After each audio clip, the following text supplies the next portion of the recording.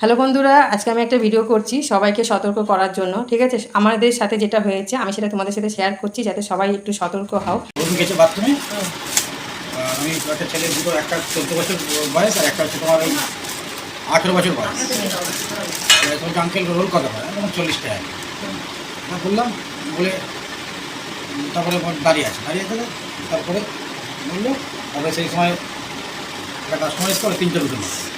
আমি 3টে রুটি দিলাম, দিয়ে তারপরে ছেলে রুটি দাঁড়িয়ে আছে। তারপরে চলে গেলো। তারপরে একটা কাস্টমার রোলকে বললাম, তুমি রোলটা বানাও, আমি রুটির গোষ্ঠটা কেটে আমি রুটি ধরবো, তুই রোলটা বানিয়ে দাও। এটা ছেলে দুটো অলরেডি তখন চলে গেছে। চলে গেছে। তারপরে আমার বসে দেখি ফোনে কত টাকা ঢুকেছে, দেখি তো বাইরে তুমি ডাউন আছে, ফোনে কত টাকা ঢুকেছে দেখবো। রোলটা নেয়নি না, চলে গেছে। রোল নিচ্ছে ছেলে দুটো নিয়ে চলে গেছে।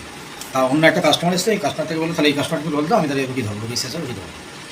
বলে ফোন আমি দিদি ফোন করে গেলো, ওর কাছে ফোন করে ও বলছি আমি কি যাই, তুই দেখো তাহলে দোকান নেই। তবে বার হলাম ভাগ করে ছাগল দাঁড়িয়ে আছে। ছাগলগুলো দুটো ছেলেকে দেখেছো, একটা 18 একটা 14 এরকম বয়স হবে।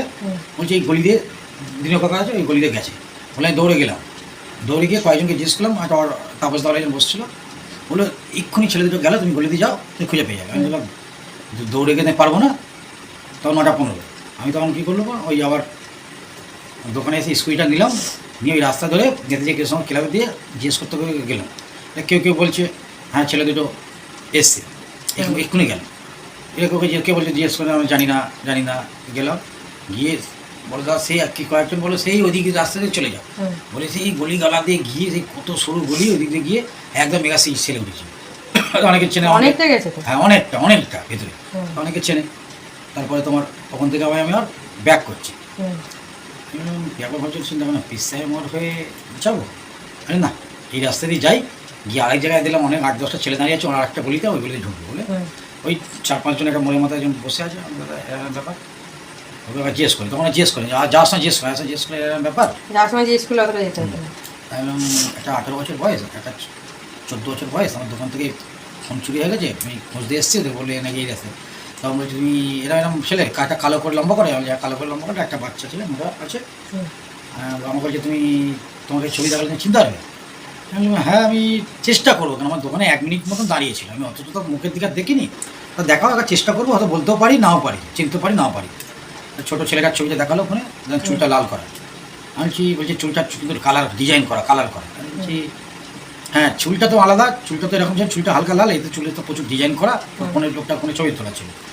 তাই বলে হ্যাঁ এই ছেলেটা। বলছি দাঁড়াও, এক্ষুনি ছেলেটা পা ধুয়ে ও ঘরে গেছে, পা ধুয়ে ঘরে গেছে, ওকে ডাকি। তাহলে 5 মিনিট দাঁড়ালাম, বাচ্চাটা আসলো, তখন বলছে খালি গায়ে, হাফ প্যান্ট পরে খালি গায়ে। বলে এই ছেলেটা? বলে দাদা হ্যাঁ এই ছেলেটা। তখন বাচ্চাটা দেখে আমরা চিনতে পেরেছি। বলে আঙ্কেল আমি ফোন নিইনি, ফোন ও নিয়েছি। ও নিয়েছে। তাহলে ওখানে 5-6-7 জন বসছিল, প্রচুর ছেলে ওখানে। ওরা আমাকে বলো কোথায় আছো, বলো ওই ফ্ল্যাটে আছে, এটা আনকমপ্লিট ফ্ল্যাট, ভিতরে গলির ভিতরে 5তলা ফ্ল্যাট, ওখানে আছে। তা বলে সেই কাদা মাদা মারিয়ে ফ্ল্যাটে সব রুম সবাই মিলে 8-10 লোক হয়ে গেল, 5-6 জন থেকে 10-15 জন। বিল্ডিং যদি পাড়ায় সব গার্ড মার দিয়ে সব বিল্ডিং সব খোঁজা হলো, ছাদে পর্যন্ত গেলা হলো। বলো নেই। তা বলে দাদা চলো, ফোন তুমি পেয়ে যাবে, যখন বাচ্চা যখন স্বীকার করেছে তোমার দোকান থেকে ফোন নিয়ে এসছে, ফোন তুমি পেয়ে যাবে, চিন্তা করো না। এর আগেও এরা অনেক চুরিচামারি করেছে, আমরা প্রমাণপত্র পাইনি সেরকমভাবে, আমরা কিছু করতে পারিনি। বলে ওর ঘরে নিয়ে গেলো, সরু গলি, একদম সরু গলি দিয়ে ঘরে নিয়ে গেলো। এলা নিয়ে গিয়ে ওর ঘরে ঢুকলাম, সেরকম বস্তির মতন বাড়ি ঘর, একদম এর দিকে মনে হচ্ছিল কোথায় এসছি আমি, ঠিক আছে। তারপরে ওকে বলছে না আমি ফোন নিইনি, ফোন ও নিয়েছে। বাচ্চাটা বলছে না আমি ফোন নিইনি, ও নিয়েছে। বলে অনেকক্ষণ 10 মিনিটের ওপর ওর বাড়িতে করে তারপরে ও ফোন বলে না, তারপরে বলে দাঁড়াও। তারপরে ওর বাড়ির লোকই ধোলাই টোলাই দিল, দিয়ে তারপর 10 মিনিট পর ফোনটা দিয়ে তারপরে ওকে বাইরে অনেকটা ভিতরে তো বাড়ি হতে, তারপরে ফাঁকায় নিয়ে আসলো, পোস্টে গোড়ায় মারলো, মেরে ফোন তো আমার করলো যে বেঁধে দিয়েছিল পোস্টে। হ্যাঁ পোস্টে বেঁধে দিয়েছে। বেঁধে দুজনকেই না, বড়টাকে, বাচ্চাটাকে তো ভালোই মেরেছে, হ্যাঁ। তারপরে বড়টাকেও প্রচুর মেরেছে। মারার পরে তারপরে ছেড়ে দিল। কার কাছে ছিল ফোনটা? একটা বড় ছেলে দেখা যাচ্ছিল, তারপরে আমি দোকান থেকে 9:15 চলে এসে দোকানে চিন্তা লাগি, তোমাকে ফোনটা করি। এবার তোমাকে ফোন করবো, দেখি ফোনের মধ্যে সিম নেই, ফোন করতে পারছি না। এটা কাকে আমি ফোন করার কথা বলবো। তারপরে চেনাশোনা কিছু আমার পরিচিত কাস্টমার আমার দোকান থেকে খাবার দাবার নেয়। তা বলে দাদা কী হয়েছে? আমি বলি এরকম ব্যাপার, ফোন আমার চুরি হয়ে গেছে, তা ফোন পেয়েছি, তা বলছি তাহলে আমি দেখো না তো ফোন করবো আপনি মামা জিজ্ঞেস করতে ফোন নিয়ে আসছে বলছে না আমি ফোন আনিনি আমি তো সবাই ঘুমাতে যাচ্ছিলাম।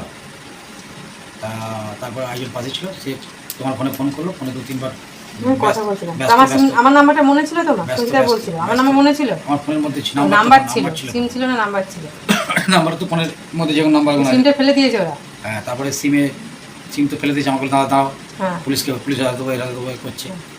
তারপরে বলছে দাও তুমি সিম পেয়ে যাবে, তাহলে সিম পেয়ে যাবে আমাকে আরও 15-20 দাঁড় করে রাখো। তারপরে ওরা তো প্রচুর মাল মারছিল, আর কিছু ভালো লোকজন আসলো, বলছে দাদা সিম তো তুমি পেয়ে যাবে। হুম। সিমও ফেলে দিয়েছে, কোথায় তুমি সিম তো তুমি পাবে না, না ও কোন জঙ্গলে টেনে টেনে ফেলে ফেলে দিয়েছে। দিয়েছে সিম তুমি পাবে না, হুম। তুমি তো সিম তুমি পেয়ে যাবে। তা তুমি যতক্ষণ দাঁড়িয়ে থাকো ওরা ততক্ষণ ওকে মারবে। হ্যাঁ বলে তুমি যতক্ষণ বল তাও আমাকে বলছে তার 10 মিনিট দাও, আর 10 মিনিট দাও, সিম তুমি পেয়ে যাবে।